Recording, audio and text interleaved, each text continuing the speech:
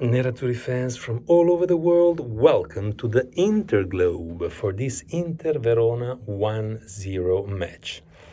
It was really tough to watch this match, not because we didn't play well or anything, but because our minds simply were drifting away and floating towards the match with Barcelona, which is an historical match for us, as we all know. So it was not easy to focus, and that's why I appreciate this win, because we were playing after Napoli's victory in Lecce with that penalty from Spinazzola not given, and then people talk about Marotta League, my ass. And then we were playing also with players that have never played together before, basically, because all of them, apart from Bisek and Carlos Augusto, were players that usually sit on the bench. So that was also a challenge. Finding motivations, being -6 from Napoli, players that have never played before together. So all these factors added difficulties to our match, but despite this, we were able to bring it home. So that's the good news. Verona wasn't really also very motivated because they're safe. They will stay in Serie A even for next year, so they were not asking anything to this match as well. The pace was incredibly low, and that's why some players like Aslani, I think, were able to stand out. So all in all, it was a decent match, 3 points that somehow keep Serie A's final result alive, although we know that Napoli basically has it in their own hands. And let's have a look at how the players performed. So Joseph Martinez, I have to say that I appreciated the way he played with his feet, the way he moved the ball around and started our plays. Usually we say that maybe he's a little tiny better than Sommer in some of his qualities in the goal, but then when it comes to building up the plays and coming out of the fence, he's not as good in distribution.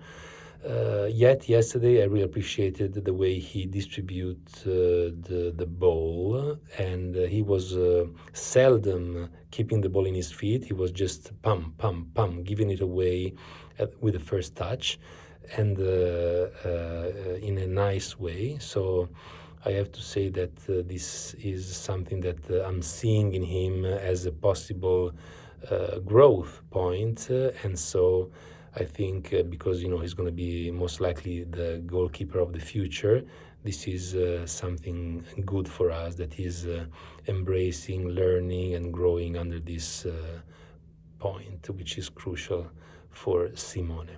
So for Martinez, I would say, despite the fact that he didn't really have to perform much, I would give him a 6 plus before, because of this distribution. Then we have Bisek, solid game, solid match, so it's probably just a 6.5 for him. I think when he starts the match from the first minute, he's more effective than when he comes in. Maybe because he's young and he needs to keep his concentration high from the beginning. If you just throw him into the game in the middle of it, he struggles a bit to find the right concentration.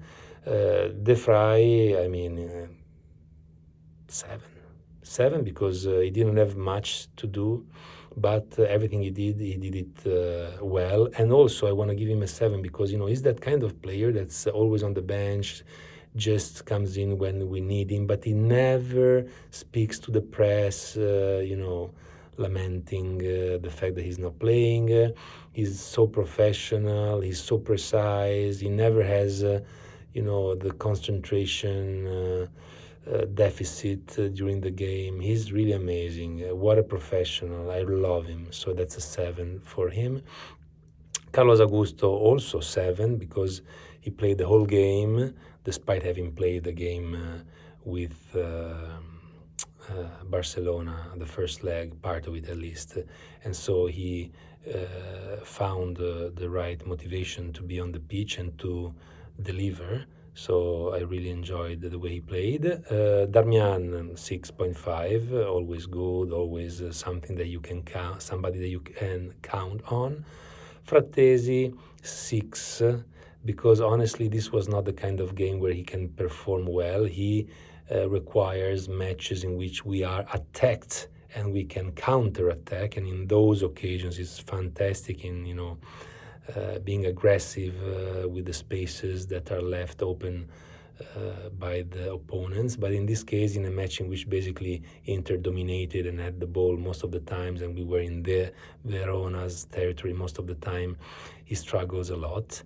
Aslani, it's, I would say, 7, because he scored the penalty that won us the game, and also because he wasn't marked man on man, so he had a bit of freedom to do what he does, which is being sort of a director, a playmaker in our team. So it's a 7. Zelinski, 6. He needs time to, recuperate his shape after 2 months out of the pitch. So he needs to recuperate and to regain confidence and pace.